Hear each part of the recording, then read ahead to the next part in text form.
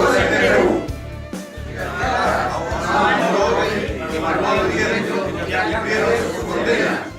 Es la visión que tiene el Estado peruano para aplicar el derecho penal del enemigo contra compañeros que nosotros sabemos que están entre los 60 y los 80 años. A ellos son los que el Estado dice, para mí esto representa un foco de violencia, de peligro para la sociedad. Y por eso le estoy aplicando a esta gente que tiene 80 años una cadena perpetua, y van a ser de 35 años más al menos. ¿Para qué? ¿Qué es lo que estamos haciendo con eso? Que fue una también de las intervenciones que tuvo un colega peruano ahí en la audiencia. Y al referirse, digamos, a este hecho, les preguntan a los magistrados, ¿qué es lo que ustedes quieren? Quieren convertir la cárcel en un cementerio porque eso es lo que están haciendo. Ahora bien, la eliminación de este foco de peligro, yo les comento, se hace eliminando este foco a través de acusaciones, a través de imputaciones, de delitos previos, o sea, de delitos, ni siquiera de delitos, de la posible comisión de un delito, porque aquí no se está sancionando un delito, se está sancionando lo que también comentaba la colega, la autoría mediante, porque aquí la vamos a ver bien breve. Una cuestión súper simple y súper práctica, y disculpen que se lo voy a ejemplarizar de esta forma, pero todo lo que es no persona es esto, es esto, es esto, una cosa. Por lo tanto, en la aplicación del derecho penal del enemigo, a las personas se les considera no persona, por lo tanto se les considera una cosa. Y al ser considerada una cosa en ninguna parte del mundo tiene derechos.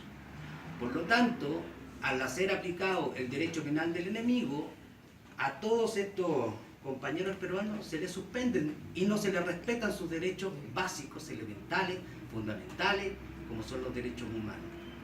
Ese es el motivo y el contexto de lo que hoy día pasa con este juicio. Bien, respecto de los procedimientos que se siguen en cualquier materia del derecho y en cualquier parte del mundo. Cuando hay una acusación, obviamente la defensa expone su teoría de defensa. Y que en el caso de los hermanos del Perú, todos, porque todos están adhiriendo a lo mismo, la teoría de defensa es la cosa juzgada. Es decir, que no se podría volver a discutir de una misma cosa, entre las mismas partes y por un mismo asunto. Triple identidad. No puede haber triple identidad para volver a juzgar. Y aquí existe, y todos sabemos que sí. También existe otra forma en todos los procedimientos del mundo en cuanto a la defensa jurídica que se llaman incidentes. Y los incidentes también son estrategias de defensa para que en la sentencia definitiva se trate de invalidar el juicio a través de estos incidentes que fueron planteados y que me voy a referir muy breve, pero específicamente a lo que a mí me tocó presenciar en esta audiencia. La defensa o las defensas presentaron 3 incidentes. Como les dije, el primer incidente que se produjo y que se sustanció el día de la audiencia fue el incidente del debido proceso respecto a la infracción al plazo razonable, que la colega en un momento también lo mencionó.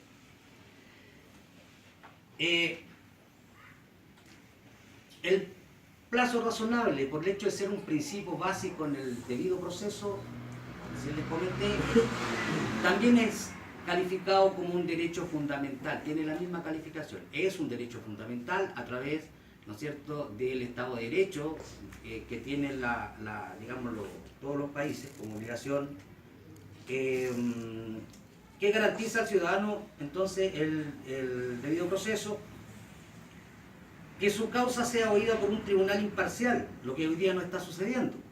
Estamos claros que hoy día se está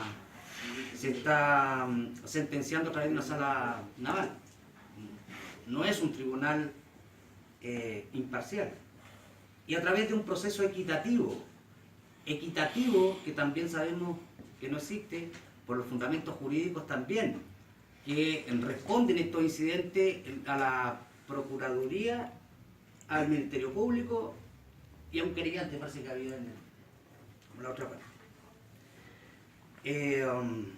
Cumpliendo y respetando sus principios, como por ejemplo el plazo razonable, reconocido internacionalmente.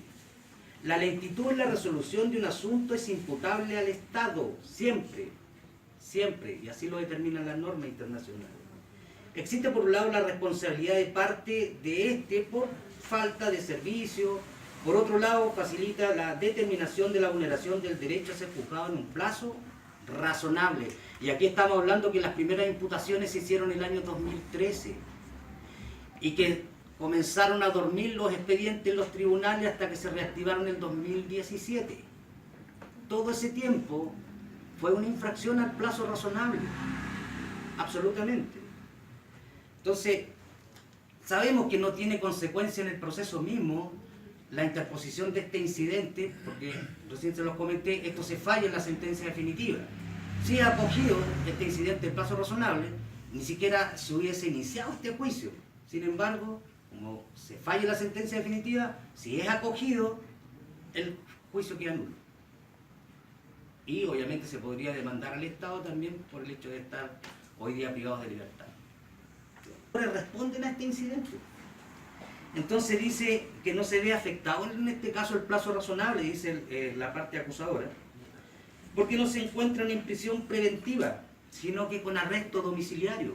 Y por lo tanto, de acuerdo a los criterios y consideración, al descriterio y consideración de la parte acusadora, señalan que la prisión preventiva para ellos, la prisión con arresto domiciliario, no es una restricción a la libertad. Ellos prácticamente estarían libres por estar en su casa. Ese es el argumento jurídico para responder este incidente de la parte acusadora. ¿Sí? Entonces, y además dice que se trata de un delito de terrorismo y conexos con el narcotráfico. Y por tanto, para ellos, de acuerdo a esos delitos, no sería aplicable el debido proceso. O sea, exclusión del derecho fundamental.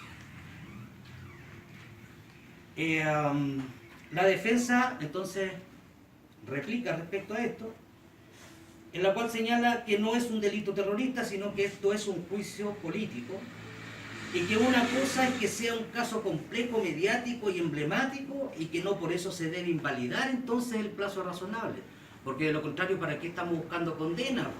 Si es así y no es aplicable el plazo razonable, dejémoslos en prisión preventiva, alarguemos el juicio hasta que se mueran, si no va a existir el plazo razonable. Absolutamente desproporcionado, digamos, el criterio de la parte acusadora. Y además que el pacto de San José de Costa Rica también, ellos señalan, que también valida el plazo razonable sin excepción. Aquí no hay excepción en este derecho internacional que garantice el plazo razonable y que está vigente, ratificado también por el Perú. Es un incidente de nulidad y el fundamento jurídico es que no existirían los mismos, es decir, no hay fundamento jurídico en la denuncia que hizo el Ministerio Público. Es decir, no señaló ni respaldó su acusación en ningún argumento jurídico plausible, vigente en el Código Penal peruano. Entonces, ¿qué es lo que señalan ellos? Dice, no existe en la acusación un fundamento jurídico que sustancie la denuncia. El Ministerio Público y la Procuraduría responde que la acusación se basa en el artículo 298, inciso primero del Código Penal. En cuanto a la interpretación que ellos hacen, existiría la figura de autoría mediata. Que la autoría mediata, para que todos entendamos qué es la autoría mediata, es la persecución de los dirigentes de una asociación, pero la defensa responde que la autoría mediata no existe en la ley. Y eso es cierto. Yo revisé el artículo 298, inciso primero del Código Penal peruano. No existe como autoría mediata. En ninguna parte aparece la autoría mediata. Lo que trataron de hacer fue respaldar esta autoría inmediata en el megaproceso que señaló también la colega, en la cual existió la necesidad jurídica de interpretar una norma y se dio esta figura de autoría inmediata en el megaproceso. Pero fue única y exclusivamente una interpretación que hicieron los juzgadores. Ahora, en ninguna parte de Chile, a menos que sea en Estados Unidos y en algunos estados, nosotros no funcionamos y tampoco nosotros estamos sujetos a una jurisprudencia. Nosotros aquí la jurisprudencia, nosotros la ocupamos acá única y exclusivamente para poder orientar una demanda, orientar al legislador, orientar al juzgador en cuanto a la tendencia, pero no es obligación. Y ellos lo que hacen es acogerse de esta jurisprudencia, que fue una interpretación que no está en la ley, e incorporarla como fundamento jurídico para esta denuncia.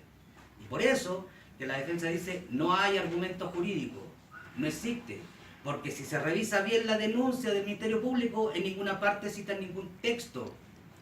De hecho, una de las intervenciones de un colega señala, y bueno que viene la audiencia porque no me hubiese enterado, si no vengo a la audiencia, cuál era el argumento jurídico. Porque acabo de enterarme, porque el Ministerio Público señala que el artículo 298, inciso primero, es el que respalda la denuncia. En la denuncia expresamente no está. Y por eso, por el hecho de no tener fundamento jurídico en la denuncia, se está solicitando que se anule el juicio. Y por último, a no latearlos más, se interpuso un último incidente llamado la inaplicabilidad de la legislación. Inaplicabilidad de la legislación. Y hasta ahora no salen muy de corrido las palabras, pero... A ver, la defensa indica que acá se ha judicializado un hecho de guerra política.